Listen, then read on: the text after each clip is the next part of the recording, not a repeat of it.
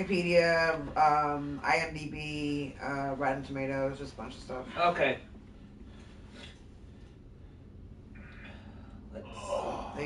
Are you recording? I don't know yet. What's up, guys, and welcome back to No Collar Entertainment. I don't know yet. Then we just do it again if I'm wrong. This is Ariane. This is Matt. This is Juice. And it's Side Chick Wednesday. Today we are not Squeegee Side Chick Wednesday, but we are TD's Side Chick Wednesday. Yes. Which, I'm going to be honest, was only kind of meh to me. It was fine. I like Squeegee's better. I actually kind of enjoyed it, to be honest. I don't say it wasn't bad, it's just, I like the crust. The crust was kind of... I actually did like... I'm sorry, I went back a bit to see how far we were recording before it actually went live on YouTube, because it has this weird thing of... like waiting a few minutes, but yeah, no, we're good. Anyway, I liked the crust better on this because it was actually crunchy compared to Squeegee's, which can kind of be a little soft sometimes, so the pizza just kind of bends. I know, I love that. You don't have to be lonely at farmersonly.com. That is very true. Ow. Who the hell? Never Super. used it. God, Yeah, super. never used it because I'm not a farmer, so I have nothing to go off of there. But we are back. Oh boy, sad wrestling times. That's strange. Yeah, it doesn't have to be sad. Yeah. Oh. It's sad movie, good wrestling time. Yeah. Or decent wrestling. So We'll talk about it. Well, this is your pick. So why don't you break down what we're talking about today? Thank you very much. We are back for another episode of The Wheel, and today we are reviewing the 2008 hit. Best Picture winner. Hold on, I will go over all of that. It's okay, alright. Yes, thank you. Damn. We are going over the 2008 Best Picture winner. Thank you, Matthew. You're welcome. The Wrestler, starring Mickey Rourke, the beautiful, lovely, vivacious, extremely attractive, don't know why you would turn down a lap dance from this woman, Marissa Tomei. Stupidly talented, along with all the other sexual things we said. And Evan Rachel Wood, along with appearances by Ernest the Cat Miller, Ron the Truth Killings, and a very young and easily mistakable Claudio Castagnoli. Yes, and there's other ones in there too, I feel like. Oh, and the Necro Butcher. Oh, Necro Butcher, yeah. Yeah, he's the other big one. Or recognizable talent, anyway. Sorry, go ahead. I've never heard of this woman you're talking about.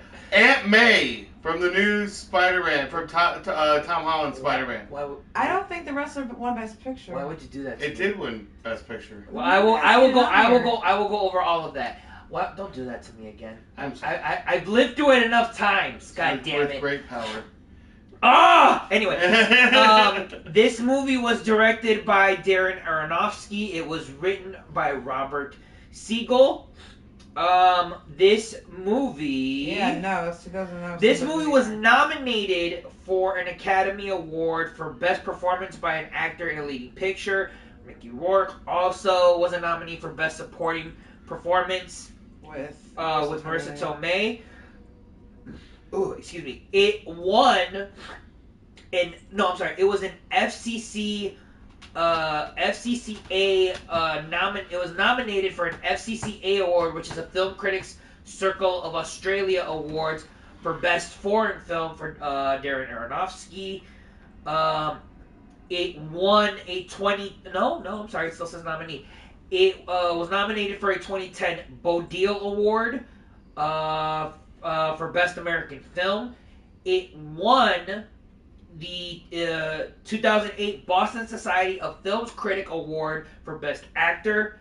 Mickey Rourke tied with Sean Penn for Milk.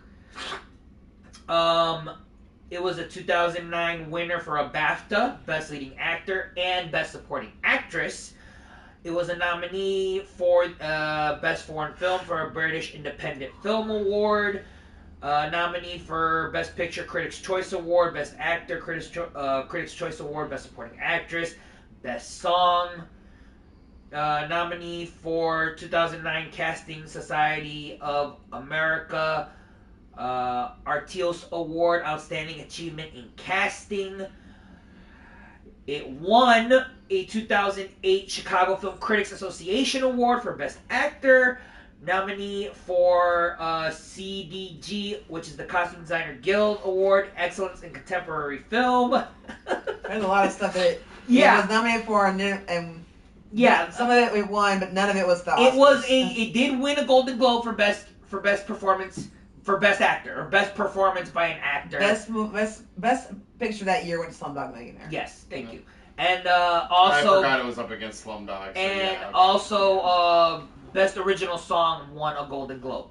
Okay. So all right. So there is a lot. Critically acclaimed, to say the least. Very much so. So Rotten Tomatoes has it at 98% for the critics. I was getting some of that stuff.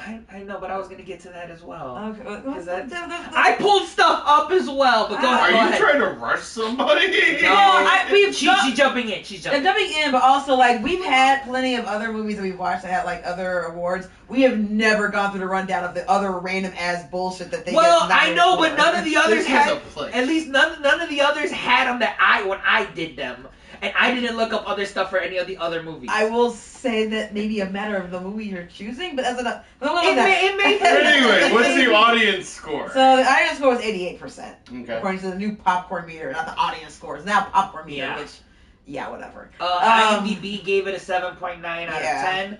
TV Guide gave it an 80%.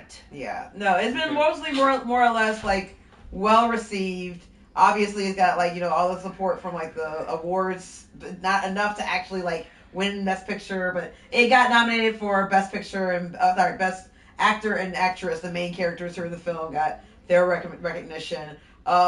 Allegedly, Nick Cage was originally like slated to play the film. Yep, according to depending on who you ask, I feel like he dropped out or he was dropped. We're still not sure. I feel like the tone would have been different. It would have, and he also said like on one hand, Aronofsky says that we didn't go with him because we wanted Mickey Rourke the whole time, and Nick was very good about stepping away. And then Nick Cage's like, no, I wasn't gonna do it because I could never get into like a bodybuilder shape in the time they wanted to. Like that doesn't make any sense for me. So either of those sound possible. Yeah. So initial reactions, are we ready for that? Not yet. So due to the film's modest budget, Axl Rose donated the use of "Sweet Child of Mine" free of charge for the match at the end. During the first scene of Randy working the counter was improvised. When real customers kept walking up to the counter during filming, Aronofsky told Mickey Rourke to take their orders while the camera would continue to roll. He also improvised for all of the backstage locker room scenes. Right on. Let's see. There's more. And if I remember correctly, they actually, like, every match that we see of his is a show. It's a real show. Yes. Yeah. They shot a real show. Yes. And they only used Rams matches, but whoever was there for the crowd, they got watched an entire show. Yeah, and then at the end, you got a Ring of Honor show along with Mickey Rourke versus Ernest the Cat Miller. Yeah. Yeah. So everything was done with real wrestling in context to give you the feel. Well, I guess, and that's another thing we'll talk about. But let me, Ariane, if you have anything else, facts wise, please. So additionally, professional wrestlers who appear beyond Ernest the Cat Miller, some of the others who are listed: Robbie E, Necro Butcher, Nick Burke, Lou Meany, Sabian, Nate Hatred, Ron Killings, Ellie Smooth, Jay Lethal, Johnny Valiant, Jim Powers, Austin Aries, Claudio Castagnoli, Austin Aries, Larry Sweeney, Paul Enormous, Roman I think Jones, Austin Aries is actually the guy standing next to R-Truth. John Standick, Chuck Taylor, Nigel McGuinness, D.J. Hyde, Kip Cope, Drew Gulak, Bobby Dempsey, Judas Young, Papa Don, and Jay Santana, according to Wikipedia. Other real quick notes. Robert D. Siegel, who wrote the film, it was a former writer for The Onion. For anyone who knows what it is. It's a satire newspaper, basically. Oh, okay. Like, I saw it a lot when I was in college. And you still see it online, honestly. Like a lot of times, like you see some now that you say what it is. If you see like memes or whatever, like this is something that like you see an actual headline somewhere, like is this from The Onion? And like no, this is actual real life. That's where we're at right now. Other thing that a couple of about the writing actually was that Rourke did not like a lot of the writing that he had. Just feel like a lot of the it was natural, so he actually spent a bunch of time like rewriting his own shit. I think maybe actually hanging out with wrestlers to get that feel, and then he just turned it into Siegel, who just like proofread it and they crossed the T's and everything like that, and it was fine. So a lot of it, I mean, I don't know if he gets some writing credit for it, but like Rourke allegedly wrote a lot of his own lines and stuff. And then Darren Aronofsky, he is interesting to me for a couple of reasons. One, because he's done a few different movies, but the two that come to mind are another Academy Award nominee and winner, Black Swan. Oh. Yes. Which I've never seen. I have. It's okay if you haven't. It's a really fucked up film. It is. But I you want to have watch seen. it at some point. You have seen at some point because I fucking made you watch Pie. Oh god, that movie was fucked. It was also very fucked. Okay, so he likes fucked in He your does. feels. Yeah. He likes. Got I it. think they described him. One of the things described him as like an independent film wonderkind or whatever, or something like that. Which is fair. There's other things he's done, but those are the ones that I'm familiar with, and I fucking love Pie. Yeah, no, he is great when it comes to indie films. Yes. So I want to make sure I have pointed those out because they deserve to be pointed out. Last thing I was going to say was apparently wrestler Hulk Hogan claimed in 2012 on a Howard Stern show that he was offered the lead role, but turned it down because he felt he wasn't the right person. And Aronofsky's like, that's bullshit. So the role was never the role of the wrestler was never Rourke's. It was always Rourke's. It was never Hulk Hogan's. That sounds about right. So Strange says, in regards to what I said earlier about Marissa Tomei, I don't like YouTube women. White. Oh, is that what? Is that? It's white. Jesus women, Christ. Yeah. Don't like white women, so I would turn down that lap dance. Well, I technically get she's Italian. She's still white.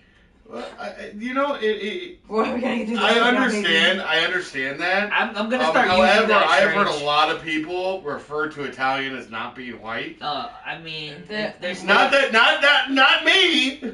Jesus I'm Christ. just talking Every here. fucking episode, you prove fucking Strange's point. Yeah. I am not racist. And yet you keep saying racist adjacent shit. No, I am observing culture. Anyway, From the most Strange also says that he knows the Onion. They once turned the Super Bowl into a superb owl. Yeah. Or into the superb owl. Yes. A couple other things I wanted to mention, as many as those of us who are in the wrestling community know. The late great WWE Hall of Famer Alpha of the Wild Samoans trained Mickey Rourke and choreographed the matches for this movie. Cool.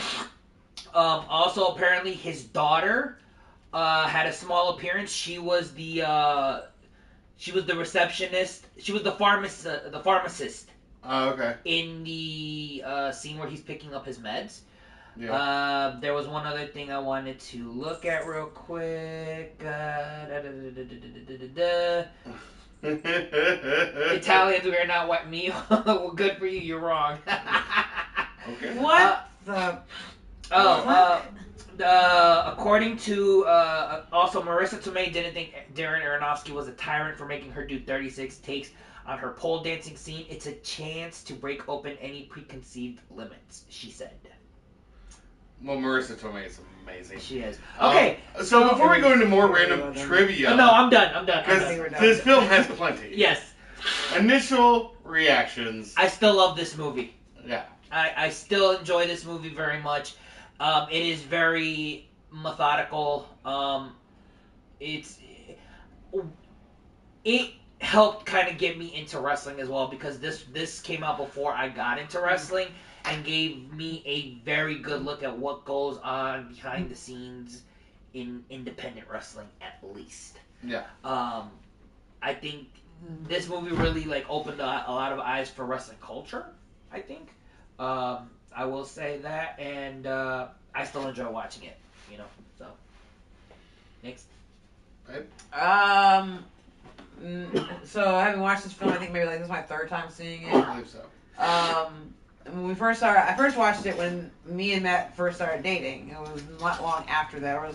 It's when we moved into like to where I moved to my first house or whatever after we started dating. So it was a few months into our relationship, but it was still fairly early on. It's actually very important for our relationship. Yes, I don't know if you remember. I do. I absolutely do. But like, my impression of the film is a couple of things. It is an interesting commentary, not just on wrestling, but on entertainment culture in general. Yes. And how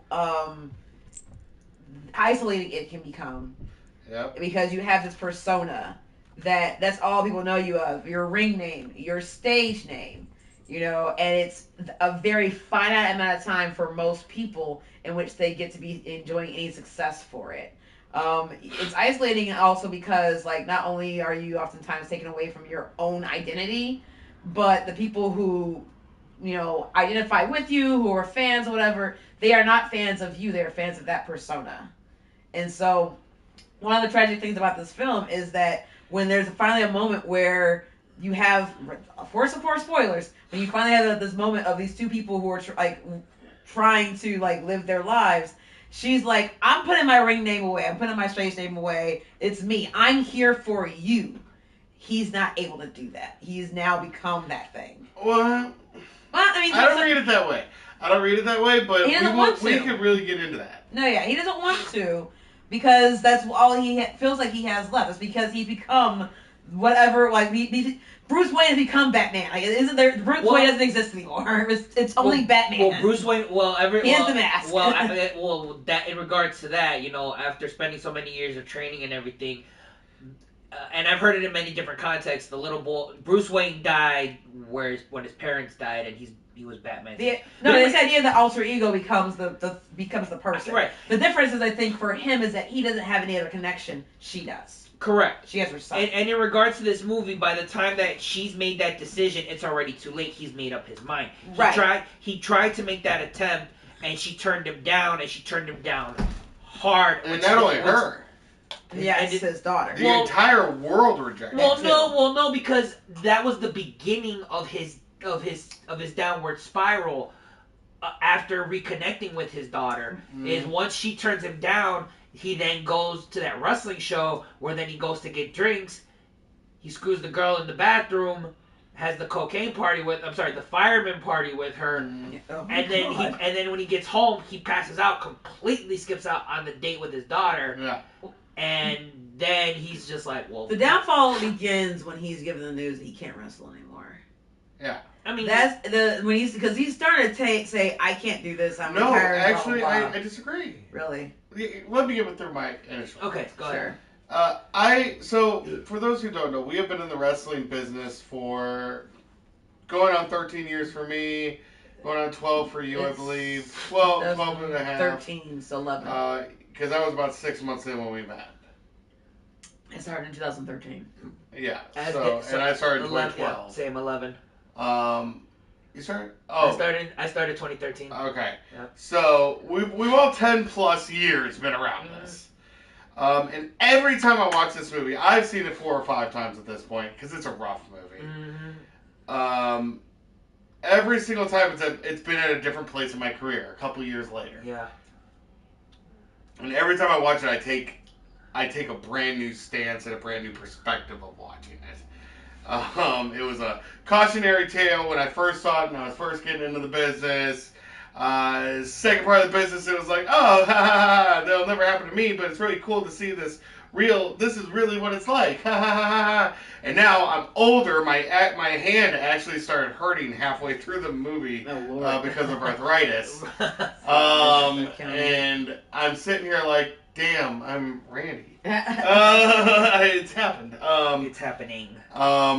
But it's always, it makes me thankful for who I have in my life. That I won't be in a trailer somewhere with no connection to the outside world. Because there are a lot of wrestlers who give their life to this. To a point where they don't have connections outside. We're not far removed from that because do we talk to anyone who's not really in wrestling? Not really. So it's a fantastic allegory of what these athletes give to this art form just to make it work. Yeah. And it is a rough watch, no matter how many times you fucking watch it. Well, but also it's a commentary on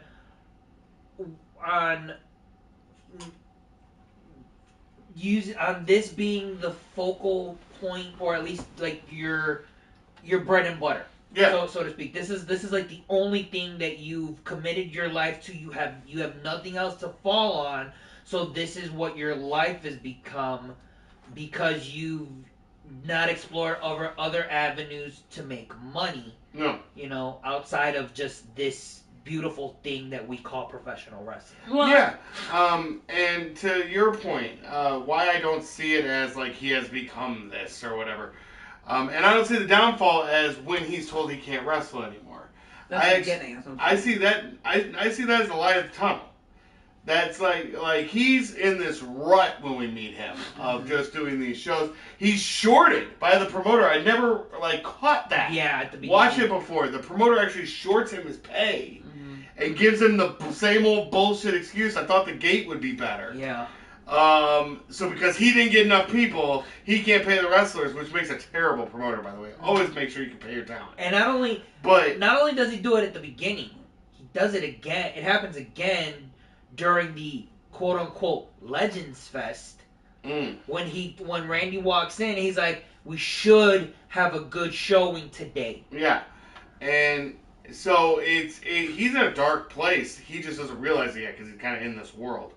But then he has the heart attack, and he realizes that he's got to stop, and he actually accepts it, and that's why he's like, okay, but I had this heart attack, so I need someone there, and the first place he goes is the stripper that he sees every week or whatever it is, whenever it is, and he realizes that he's not going to get comfort he needs there, and he's realizing that he has no bonds to the outside world, so he runs to the daughter that he abandoned.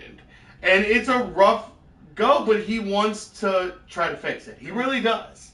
And I really, truly believe that he is trying to fix it and trying to live a real life. And that's why it's so important that they have that scene of the first deli counter scene. Yep. Where he's just taking orders and it's a monotonous job, but then at the end, he starts having fun with it. He throws the eggs at the guy. He starts. So I want to start getting into like the good, the bad, but the thing about that scene in particular is he starts to get into a groove, especially after he starts flirting with that one young woman. Yeah. Because now it's like, okay, he sees the good side of it. And a parallel. He's working a crowd. Yeah. So he's finding happiness after wrestling. And that's why I don't think that's the downfall. I feel like he's almost out, and then that light at the end of the tunnel ends up being a train, and you get hit by all these same old bad decisions and bad mistakes and bad situations that are in the professional wrestling world that you have to dodge and you can't make, and he keeps getting hit by them, and everything gets ripped away from him violently. Yep. And that's when he just gives it up, and he's like, no, I'm giving myself to this fully. I'm done. I'm done trying the real world. See, I think that's so here's the thing. You're saying is that light at the end of the table is actually a train. That means there never really was a light at the end of the tunnel. There wasn't any real hope. So that's what I'm trying to get at. Okay. Let me finish my point before you jump in. I'm agreeing with you. I agree. Thank you. No. The whole point is that, like, in a certain amount, it is, really the downfall is from the very beginning of the fucking movie. The minute it starts. I mean, yeah, you can make that argument. He's deciding, like, I want to get in shape for this fucking, big ass match I'm doing, which is reliving his glory days from 20 years ago because he hasn't really had anything since then. Yep. And so he's taking all these horrible drugs that he shouldn't be taking, and he knows he shouldn't be taking, and he tells the doctor, yeah, I know I shouldn't be doing this. And he has a heart attack like 4 or 5 minutes into the fucking film. So, like, he's already done 20, 40, whatever, how many years of bad decisions that have led him to this moment. Mm-hmm. And so, by the time he's ready to get off the train, it's moving too fast for him to do it. And so, when he actually does try, he tries to connect with his daughter. He tries to connect with a stripper. He tries to get a new part of the job. Any sort of resistance to that, he's not used to. And I get it. His daughter is done with him. Again, he's earned that. The stripper is like Miss Tomei's character. She can't do it. She explains, I can't cross this line because granted, I have my persona and that's important to me as well, but I have responsibilities. Yeah. Not saying that you don't or whatever is fine, but like I have my own shit that I have to take care of, and if I go there with you, it endangers that. I have to protect myself and my son. He doesn't understand that. All he hears is rejection, and so he's like, all right, well, fuck you, bitch. Like, great, yeah, no, I'm a bitch, obviously, for caring about my son. And so then on the job, he has the shitty ass manager who has always been a shitty ass manager. Oh yeah. And then you have the customers being fucking customers. He has one hard day. Somebody recognizes him, and he's realizing I am kind of a has-been wash-up because I'm sitting here hoping that this guy does not finally recognize who the fuck I am. And when he kind of does, what does he say? Like, you look like him, only older. And see that kind of, and that's when he just loses his shit, punches the fucking like saw, which okay, psycho. Yeah. And then sticks his finger in the saw. Quits. Yep. He gives up when it gets hard. Yeah. Because up until this point, he's been basically kind of running away from the rest of his life because it's hard. Yeah. He even says it at the end, like, out there is where it hurts. Yeah. Yeah. And here... I can't get hurt in here. Yeah, exactly. And so, like any other drug, you use it to escape. Yeah. Very much. And wrestling has been compared to drug use for as long as I've been in it, and probably longer. Yeah, it's the thrill. There's a thrill that comes along with it. Go ahead. The performance in itself is a drug. Because it stimulates different chemicals in the body that cause you to feel different feelings. Yeah. Well, and what I was saying is that the idea is that this is the redemption tale that he just doesn't quite make it to the end. He was never gonna get there. No. Mm-hmm. I mean, we want to hope that he can. We want to hope the change can happen for all of us. And that's why his daughter is like, I can't do this shit anymore. And he's like, I can change. And you want to hope that he can. And maybe, given a little more time, he could. At this point in his life, he could do it. But the reality is that he has earned the places that he's in right now. Yeah. It's really hard to turn that clock back once you get there. Yeah. Yeah. So, you can only take so much shit from one person in your lifetime at a time before you're done. No, and he's put himself in this situation. It's not that it's happening to him. He even says he kind of does it to himself at some point when he's talking to his daughter. He realizes his own culpability in a lot of it. He just doesn't want to. Right. So earlier, Strange, while we were talking about the isolation, Strange said that's why it's important to have friends. That is why my friends outside wrestling are super important to me. Y'all are as well. Need to be grounded in reality, and that goes to just being able to expand your social circle, because a lot of us tend to be stuck in one thing, and that's like the one thing we know, and that's kind of just where we are. Sometimes, for some people, it's difficult to expand that. We try. I being one of them. We try, but it can be really hard. That's why it's also important to have, just to be able to know people and make connections and network, especially in this day and age, so that you don't become this island. Well, and I was gonna say with regards to isolation. Real quick, before you jump in. Okay. I've been meaning to try to say something. I'm just coming down to something he was saying. I was commenting on something you said before he said anything. Oh, I'm sorry. Go ahead, baby. Okay, go ahead, man. I just wanted to give kudos to you because I never tied together the drug buying scene with the rematch. I just thought that was something he did. I just took it as he does this every week or whatever. But that makes a lot of sense that he was probably just doing normal workouts. He used to juice for sure. Yeah. But as soon as this big match is coming up, it would make sense that he would dive head first right back into the drugs. And that probably set up the heart attack. I'm not surprised that he was probably doing it consistently, but he probably overdid it. Yeah. And then, because also the guy is like, hey, I got this, and this. And it sounds like he's probably bought those things from him before. So it's not like just the steroids, and he's living cleanly the rest of the way his life. Okay. He's doing a lot of other shit that he shouldn't be doing. Yeah. And his doctor's like, yeah, the drugs are definitely not a good idea. The wrestling is one of the drugs you should not be doing. Yeah. Now to add on to your thing, I never caught that. Even now, I'm thinking this is just the thing he's just probably normally doing. I didn't take into consideration that it was in preparation so kudos for to the you. rematch. Yeah, thank you.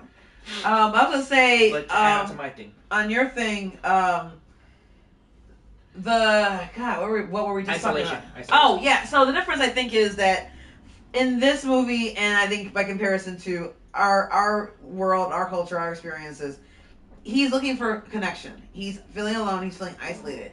He is seeing people throughout the show, throughout the movie. There are other wrestlers. He's talking to them. They know they're there when he has his fucking heart attack. Yeah. And they're not there when he wakes up. He has to take a cab to get to his van.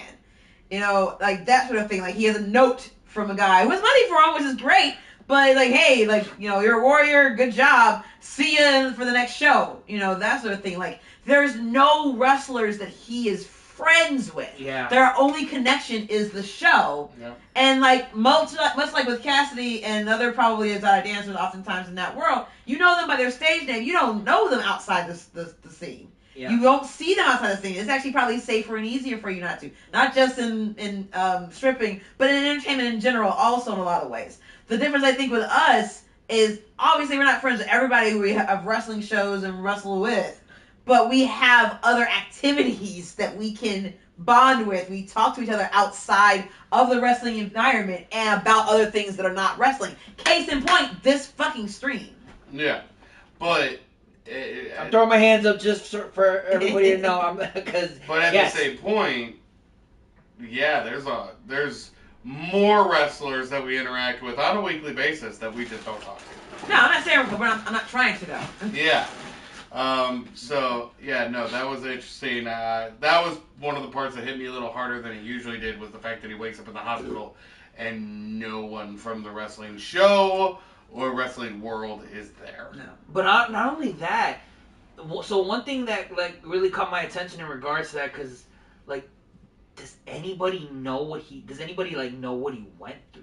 Because also, like, he doesn't tell he never told anybody that he had a heart attack outside of Pam. Anything not this weekend, but next weekend's on Sunday. I sent it to Discord, but never got. I haven't seen anything from Discord. Sorry. We should be able to do it strange. I don't think we have any plans. I got a new phone, and so I have to still log into everything, and I've not logged into Discord because I don't use it outside of D&D, basically. Yeah. And my Sunday nights are occupied, so I don't get invited to D&D. So. Nope.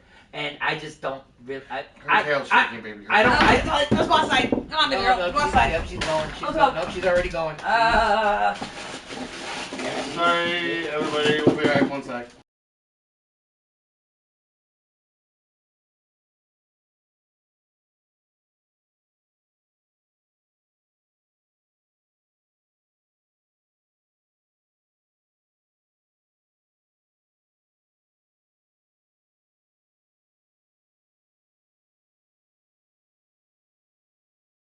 I got it. No, everybody. Alright, we are back. We are back. So let's go into the good. Wow. Shit. Okay. I need to sit. I like to sit up for these things so I can get my thoughts straight. You know what, Matt? Go first, please. Okay, so Mickey Rourke, Marissa Tomei, just right off the bat. Yeah. Their performances are enchanting and real and grounded, and they feel like real people. Like, I've seen Marissa Tomei in a lot of stuff. This one is like the only role where I'm like, if I didn't know it already, I don't know if I could tell that was Marissa Tomei. Yeah. She's so far from what she usually is or how she usually acts, because she's just a regular person. And same thing with Mickey Rourke. Mickey Rourke is phenomenal. I mean, this film jump-started his career back up. Yeah. The directing, the editing is fantastic. Yes. I noticed a few jump cuts that were just so smooth.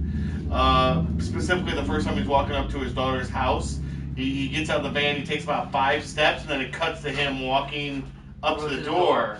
Cuts out like a good 100 yards of walking, and you can barely tell. Yeah, I'm pretty sure that's also that's oftentimes used in independent filmmaking, and I think Aronofsky uses it quite a bit anyway. Yeah, but I love it. The way they did the hardcore match was fantastic. Yeah. Yeah. The give you the end, and then Walk while backwards, he's how we got here. recovering, show little flashbacks of what happened. Well, not even, and not so much work backwards. Once he gets to the back and he starts to recover, then we literally go to the beginning of the match and we recap how we got to the end. Yeah. And specifically, what they're showing is each of the wounds that he's getting. How? Oh yeah. Yeah. Each Okay. injury. Yeah. So that was all good. Do you need to move over here? No, I'm good. Okay. I'll be fine.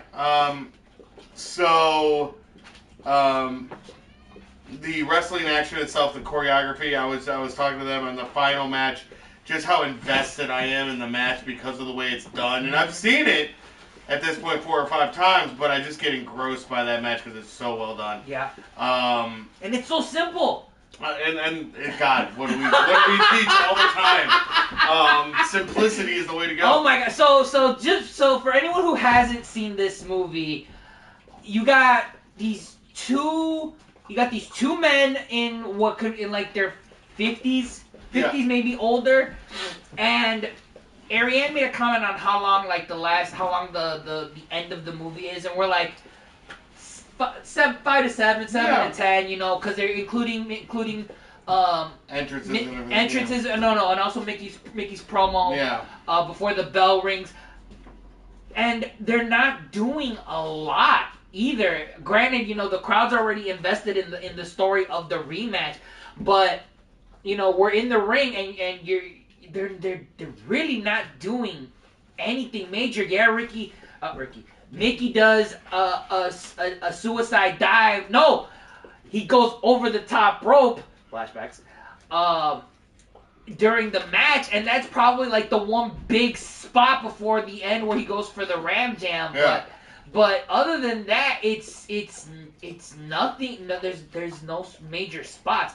And leading into the match, when Ram shows up to the venue to talk to Ernest the Cat Miller, he's like, and he tells him, "Do you want to go over the spots?" And Cat tells him, "How about this? I'm the heel, you're the face. Done." No, and I was going to bring that up about how each match also shows the difference in experience in the wrestling world. Yes. Because he faces Tommy Rotten first. Yep. Who's obviously an up-and-coming hot greenie. And he wants to... And the very first thing he says, and I love this. Go ahead. Strange says, -5 stars, where were the Canadian destroyers? Yes, I know. That's definitely... Meltzer would be disappointed in Very this movie much for so. sure.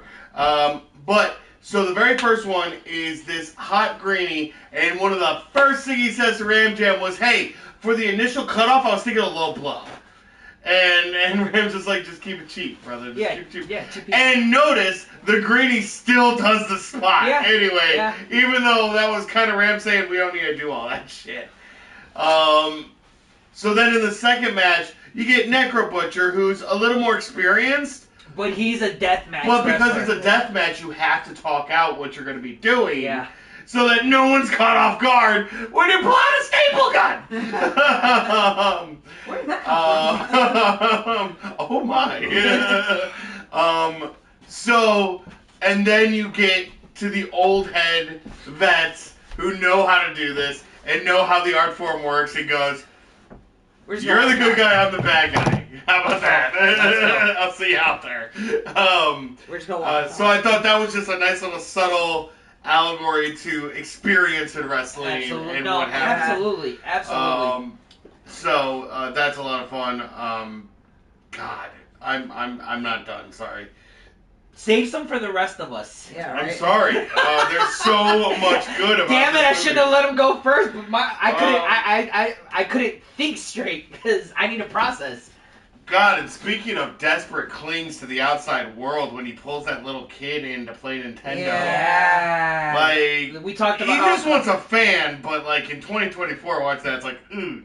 Yeah. And it isn't so much he wants a fan; he wants a friend. Yeah, that's it. That's the thing. He wants a friend, But and he realizes they're there to use him as the resident wrestler, and once they're done with him, they're done with him. Well, because I think also the kid realizes how sad the situation is too. Yeah, he called him in. That's why he's trying to get out of this. Yeah, he called him in to play Nintendo. Yeah. And he's like, We're talking. We're this talking. game is so old. We're talking NES. Yeah. NES. Yeah. And he's talking about Call of Duty 4 What? as He's we are playing NES. Yeah. So, yeah, the emotions that this plucks at, the acting is phenomenal, the writing is spot on, the editing is almost perfect. There's not a whole lot bad I can say about this film. I know we're on good. I'll just leave it at that. I'll let you guys go for a little bit. Okay. Okay. No, ladies first, please. I was gonna say, everything you just finished saying, the use of music, I thought was very interesting too, because it's very like at some point that I know like you agree with them, but I was like, that's bullshit. And like the '90s suck. Like what? Since when the '90s fucking suck? But for people who were at their peak in the '80s. Yeah. And that's kind of it. Is that like if this film was done in 2009, Mickey Rourke's character and the actor himself were probably presumably in his 50s. Yeah. Being generous. Yeah. Marissa Tomei is pushing 50 at this point, I think, if not a little bit younger. She's probably she's probably pushing like 45. So she's almost 60 right now. Yeah. Oof. She still looks good. She can still get it. She still looks good. Marissa Tomei. I mean, we say that with all respect, Marissa. For real, but to be fair, so she'd have been in her 20s in the 80s, early 20s, which is when you are at your peak attractiveness, basically, as a woman. A lot of times, at least the way our society works, and especially if she's going to be doing a dance like, as a stripper, as an act, as a performer, she's using her looks to necessarily get more, money, fame, whatever the hell. Yeah. I'm sure that's not where she started. No one usually starts when like, I grew up to be a stripper. Some people do, but most people don't. That's their fallback career when being a pop star didn't work out. Yeah. Right? So like, or being a model or whatever. And so like in the 80s when she was a hot young thing, basically, much like with Mickey Rourke, who I look real quick, was probably obviously is older than her, but he is like 12 years older than her, so he was in his 30s. But so he was still young enough to have fun, right? And he was at the peak of his career at that time, which is usually when you're gonna do it as a wrestler. It's gonna not be in your 20s, it's when you're in your fucking 30s. No, most wrestlers start like really their hot streaks at 30. Yeah, exactly. So like the idea that the 80s music is reflective of their good times, like that's what it means for them. That's how they identify. It's the same way like when we think of like listening to radio, everyone keeps thinking that the 90s were like 10 or 20 years ago. Like, because it feels that way. It's not. It's almost 30 now. Very much not. Exactly. But so like the same style, the same music, the same clothes, whatever. Like you get to a certain habit, you're like, oh, I don't understand what's wrong with this. It looks fine to me still now, sort of thing. It still sounds good to me, damn it. And so like that is the same experience for everybody at every age. Just looks different depending on your age. Yeah. But I love that they use that kind of that music in the background to give you that feel, as well as like kind of like that's the personality they use. That's their experience. Like that's what they still glom to, and like how badass they were. And music's still fucking badass. It's just we know it's dated, just like they are. And I think the interesting thing with the kid is we know that the youth are really like the core prime like demographic when it comes to wrestling. Obviously, adults do it too. Otherwise, you wouldn't be able to pay for this shit. But the idea is that kids still believe in it. They still rock with it. And the idea is that I guarantee you, this character, he was like, the resident wrestler or whatever. He's a superhero. They still see him as that when he comes out of the van. Like, who woke me up? And he's playing with them. They love that. He's still putting on that persona. Yeah. And so when he comes into the house, I'm assuming they played video games before. This isn't necessarily a new experience. No, yeah. But now he's outgrown it. Yeah. Because he's gotten older, just like the wrestler has. Yeah. And this guy has constant commentary with regards to age and almost to a certain extent youthfulness. When I say usefulness. Yeah. And its correlation and like how isolating and cruel that is. Yeah. So. Yeah. All right. So Juice. So Strange said, I tried to be a stripper. First realized I didn't have the physique, but I had the body of an out of shape indie wrestler. So that's my new career path. I think a lot of us realized that at some point. That's right. That's fair. That's why, I mean, my body's slowly turning into that of a booker, so that's why I'm making my career transition out of the ring and behind the scenes. Let's go! Give me a microphone, I'll be the new ring announcer, commentator, sorry. Yeah, but... ring announcing's taken. I'll be the new head commentator, and I'll just book and watch other people do things that I want to do through their bodies. And that's why my body has become that of an out of shape referee. So I made that my new wrestling career choice. Well, I've also turned that into my barbering career choice as well, because all I got to do is stand behind the chair. I don't have to. Welcome to your future, Hidari. Yeah. Okay. So think about that very carefully. But what a hell of a ride. Yeah, right. Man, we want the bumps and bruises we've taken. So for me, oh God, I want to start with the lack of music. Yeah. Okay. Because you mentioned music. Yeah. And the music you refer to is actual music or copywritten or copywritten music. Music, not like the score. No, it's the soundtrack. The soundtrack. Yeah. I want to talk about the score and the lack of music. Yeah, no, it's because there is very little of the score in this movie. There is no background music going on. There's some, there's not much. Exactly. Yeah. Very little. Very, very little of it, and that really helps to set the tone for what this film is, and presents these characters, because it's only there during certain little moments of brevity, if that, or is there when actually when he doesn't have to talk with his daughters there, when he's acknowledging, like, I don't want you to hate me, that there, when after that interaction, when he's back in his trailer, when he goes into his trailer, I think for the first time after getting locked out, there's some music there. So it's like it's only there again during those moments of brevity. I don't think it's brevity is what you're looking for. Then whatever the word is. Pauses, story breaks. Yeah, not because it's there for the scene with his daughter when they're. I don't know. I get what you're saying though. It's used sparingly. Yes, thank you. I don't know what the proper terminology is. English is hard, but yes, I like when it's used. How it's been used. Also, gravity maybe? Maybe gravity. No, maybe. But then there's the use of sound, the way the there. I know you guys hear it when he has his heart attack. Mm-hmm. It's a great signal. It's a tone. It's just a single. The high pitched. Yes. Yeah. The getting hit in the head sound. Yes. Or tinnitus or whatever. Yeah. Yeah. That use of sound for those moments when he has the heart attack, when things just start kind of going wrong. I think it's very well done, very well executed. The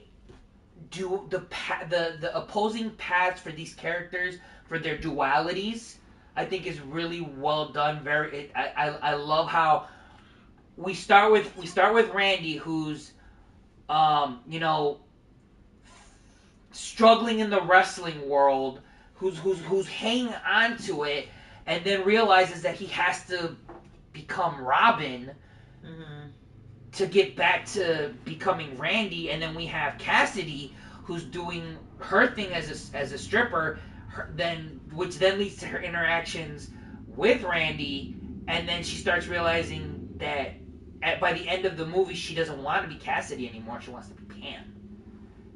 Oh yeah, she's already making strides to do that. It's just a matter of taking that leap. I think is the difference. She's still holding on to a certain extent, and then at some point she's like, "What the fuck am I doing? I don't want to be here. Yeah, I don't need to be here anymore. I need to be someplace else." And that someplace else can be with Randy, because that's what she does. She leaves and goes immediately to the show. Or I need to be my son. That's the whole reason why she's doing that. She's leaving that area to go to a better place for her son. Right. It's cheaper and better schools, which somehow are things that exist somewhere in this world. And so, she's deciding, I'm not going to be Cassidy anymore. I'm done. I don't understand. I'm doing this because I'm not doing this for him anymore. I'm doing this for me. That's why I'm still here. I'm done doing that. Right. And I bring it up in regards to the conversation we had earlier when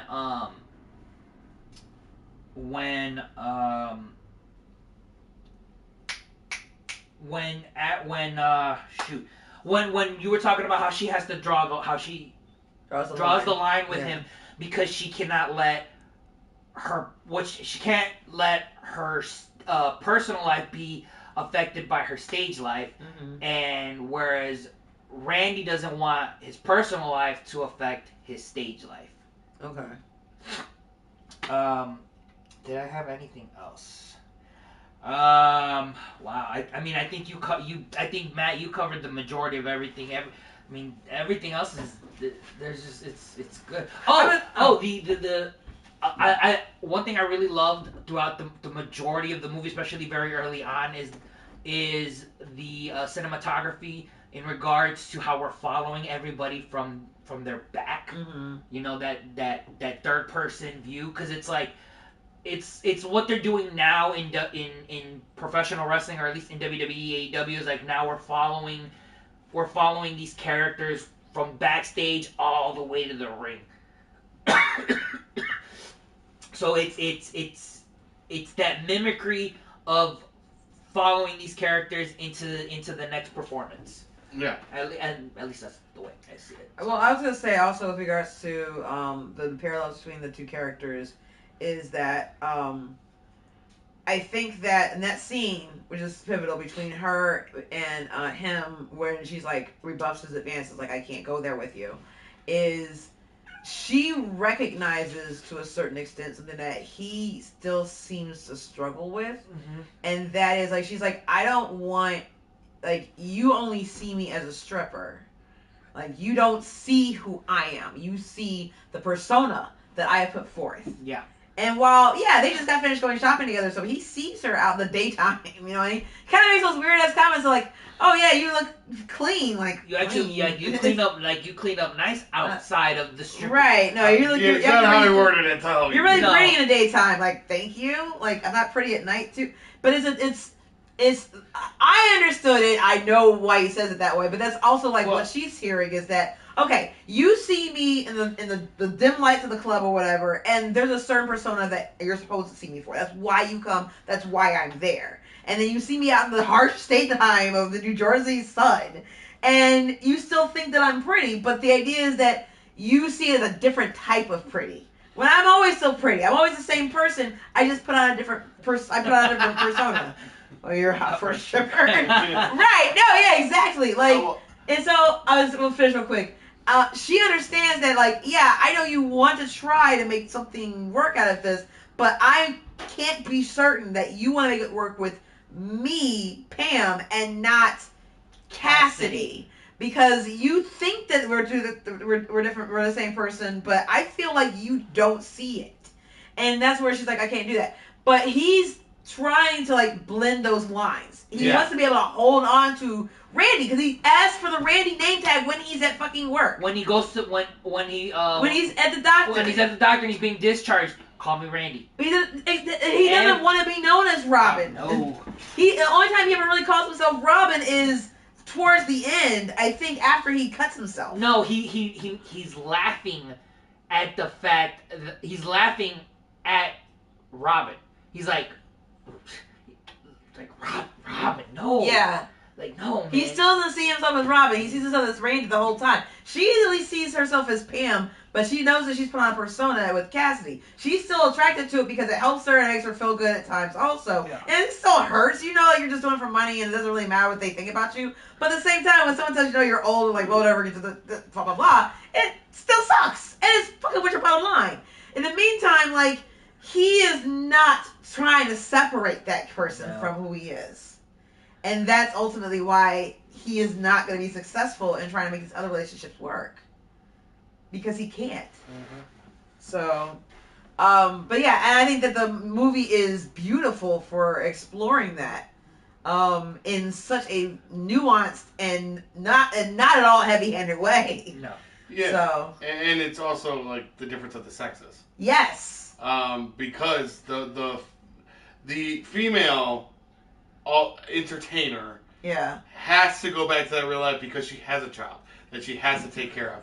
She can't abandon the child. Yeah. She's mama bear.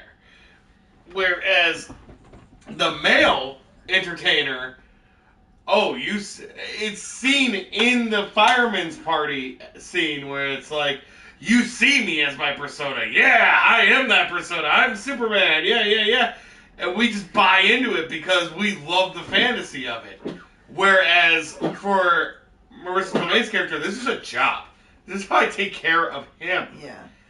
I don't want to do this. But also, like, for him, it would have been, I have to give up this job to take care of her. Yeah. Because he abandons his daughter, whereas she is doing this to support her son. Right. Yeah.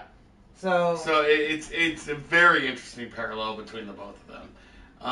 Do we want to move on to the bad? Yes, let's move on to the bad. I mean, that's... We've been going for a minute. No, and that's fine. And I feel like it works. I think these next two parts are going to go pretty quick. Yeah, I think so, But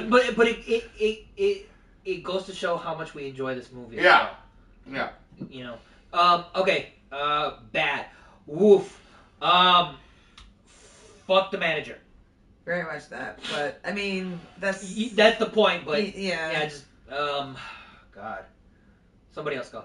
Bad is that this universe exists where straight Yes. men are saying no to Marissa Tomei Yes. giving them a lap. There is a bar full of drunk men saying no to Marissa Tomei, giving them a lap dance, which hurts my immersion, and that's my bad. There's literally like scenes like if you ever watch Everything Wrong With and they do their stuff or whatever, like one of the sins they give, not even Marissa Tomei, one of the sins will be like this name the actor or what actress they're talking about who's attractive, whoever they're talking about, Jennifer, chick from Transformers, whatever. Like, Yeah.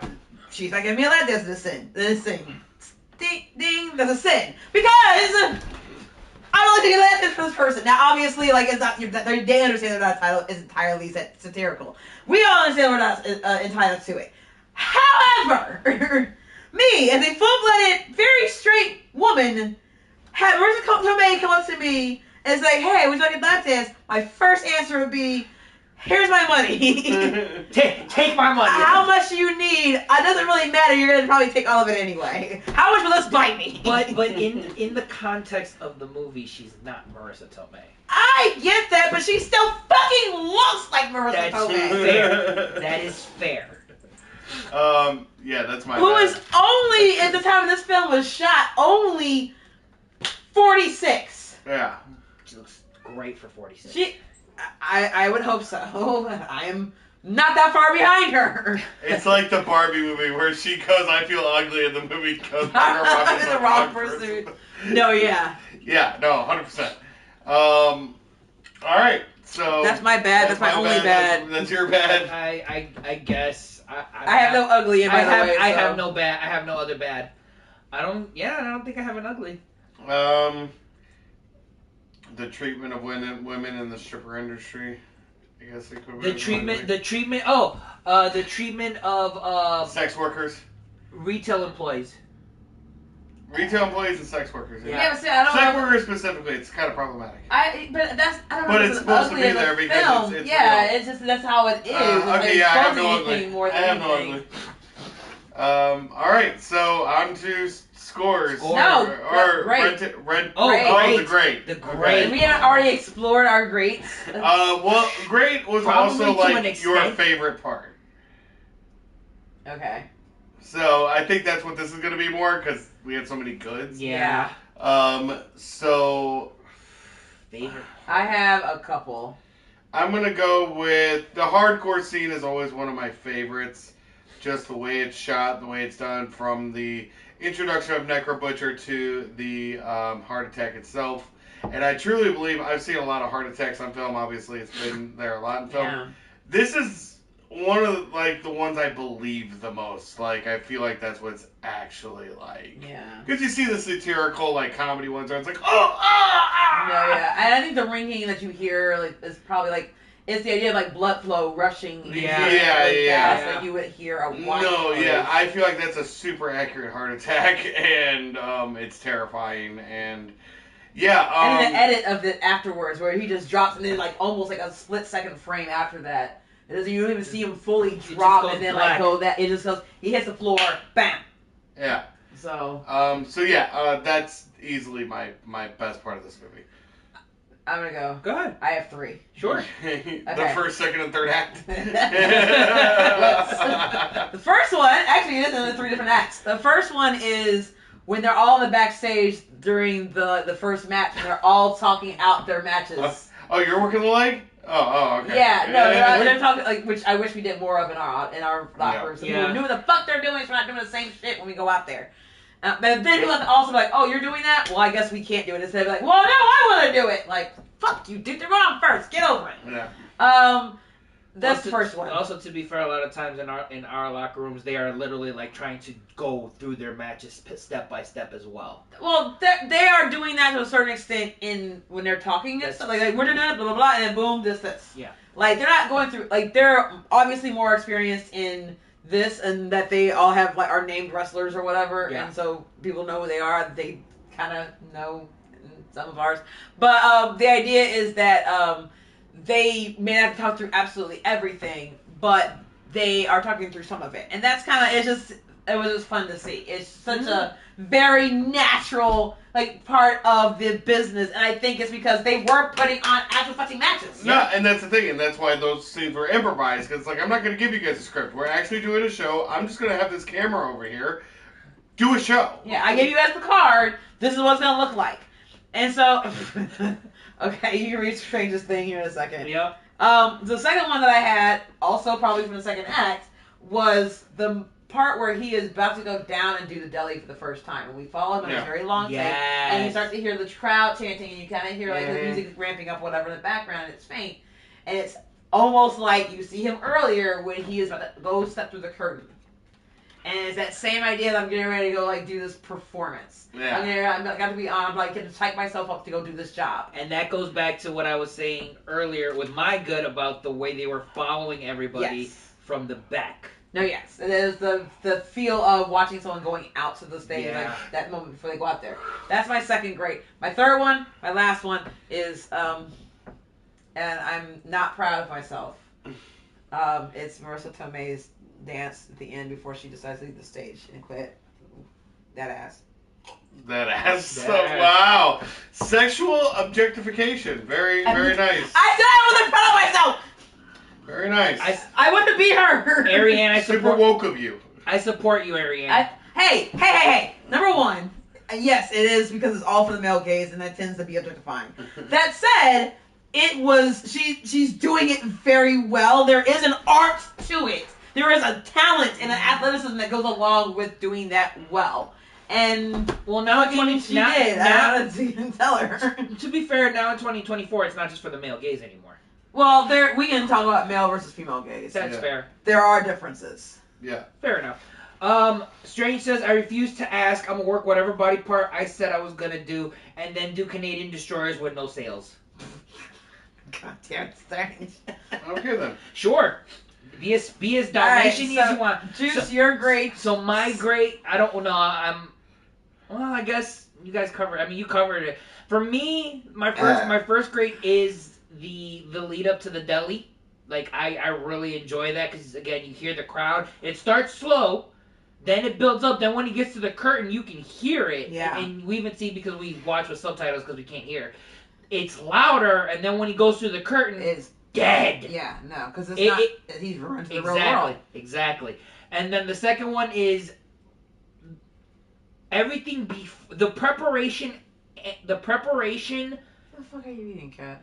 And the preparation up to the death match and the death match. Yeah. Everything that had to do with the death match. Going through him getting the drugs and working out. Going to get a tan, getting his hair colored. Yeah. Going to buy the props for the death match, and then Yeah. everything with the death match. Love everything. Love all of that. So that's my great. Baby, I just had to take the chicken from your cat because she climbed on the counter, reached into the pot where Tully's food was, pulled out a whole ass chicken tenderloin the size of her head, and probably came over here to finish it off. Good girl. All right, so now buy stream. No score. Do we do score first? Yeah, Okay, score score first. I'm solid 9.5. I'm at 8.5. I'm at an 8.59. Okay. Okay. So altogether, I think that averages out to about a 8.5. 9, 9. 8.75. What What was your final score? 8.5, 8.59, 9.5. So 8.75, 8.25, which equals 8.5. 17, plus my 9.5, which is 26.5, divided by 3 is 8.75. That's fair. Yeah, so 8.75. Yeah. All right. Now we ask the question: buy, rent, stream, don't bother. I'm sorry, own it. Own it. Own it. It's a It's work worth of having art. it. No, I think it's worth having a copy of it, honestly. Rather than waiting for it to be streamed somewhere else in case it actually gets pulled from, contention or whatever, pulled from Thank you, Strange. streaming or whatever. Strange sits out of 9 with this movie. And Strange is just about as rough on movies as I am. Yeah. So, the only reason why I'm not really going full into 8.5 is because it's still a movie, like, I guess, I think I tried to explain it a little bit. Maybe we were sitting down somewhere else. I was trying to explain how my ranking system goes. 7.5 are movies that I enjoy, but there's something wrong with it. Yeah. 8.8 movies these are fantastic films that I would be willing to watch again. 8.5 is these are like a nearing perfection. Mm-hmm. Like whatever, there's not a whole lot wrong with it, and it's enjoyable enough for me to watch again. Yeah. That's why this is more like somewhere between 8 and 8.5 because I've only watched it 3 times in the last 12 years. Because it is rough for me to be able to sit there and watch it over and over and over again. It's not super enjoyable for me to watch it. Whatever I'm going to get out of it, I've probably already gotten out of it. Yeah. But it's still a fantastic fucking film. Yeah. I will recommend it up and goddamn down. I believe the last time we had a similar discussion was with Raging Bull. Yeah. Yep. Yes. That's another one of those films. Like, it's sitting somewhere between 8.5 for me because it's a fantastic film. I cannot watch it again. Yeah. At least not right away. Not right away. Alright. Well then, I guess at this point, that brings us to the end of this episode of The Wheel. Is it my turn? Yeah. So, Oh, god damn it. you should have been ready. No, here's the problem. My phone... And this is the last pick before Spooky Month. Is it? I believe so. What? Today is the 19th? Yes. Alright. Today is the 18th. Yeah, so next week will be the 25th. After that would be the 32nd.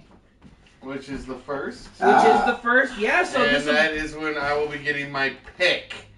Which is what now? Infested. When are you doing your pick? next week. October 1st. I'm sorry, 2 weeks from today.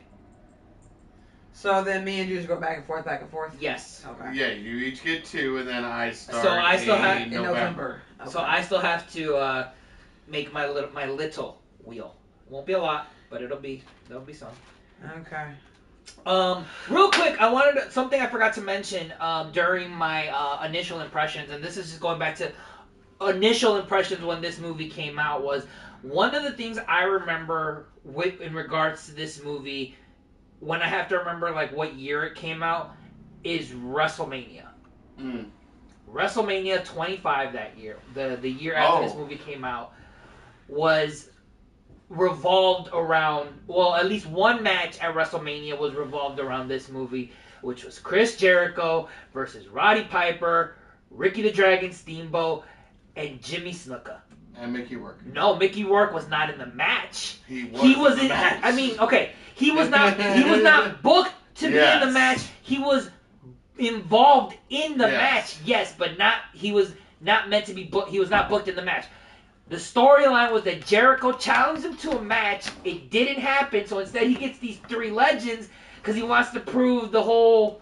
old wrestlers can't handle it. Yeah, old wrestlers can't handle it. And yes, he does win the match, and then at the end of the match, Mickey Rourke socks him with a right with a right hand, which is beautiful right hand. Beautiful. Well, he used to be a boxer. Yeah, which is fucking fantastic. So right. I just needed to add that. Yeah, I'm pretty sure Jericho said, "Just stick me, it's fine." Yeah, I think he had a black eye the next day. Yeah. I don't think it was Fantastic. makeup either. God, I love wrestling. All right, so my turn to do the wheel. Yes. And here we go. Give me a second. Is your volume up? It is. Here we go. All right. Wheel of morality, Turn, turn. turn. Tell us the lesson that we should learn. Oh my God. Let's look at the notifications.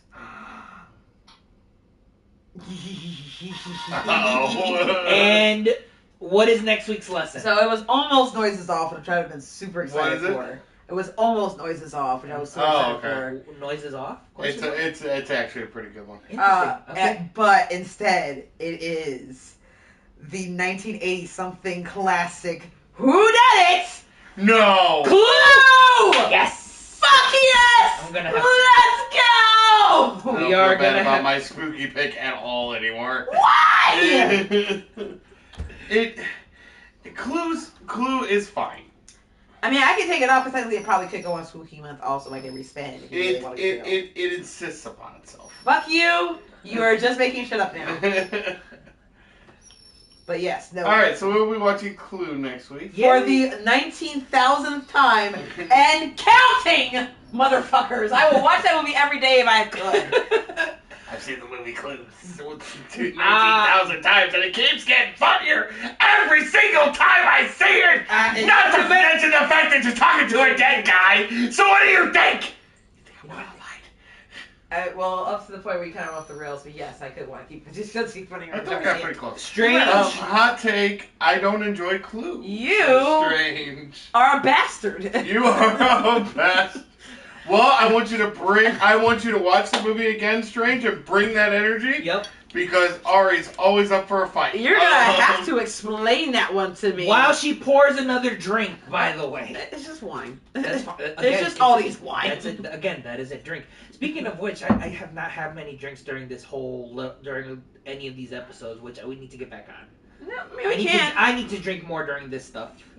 I mean, it's fun, but I'm not even drinking that much. Well, I guess I have to drink a little bit. I don't feel it though. I don't drink that much anyway. I won't. Okay, Strange. Well, then that's your loss.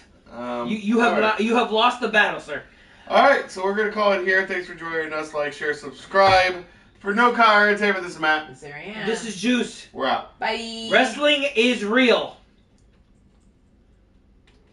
Okay then, so last word.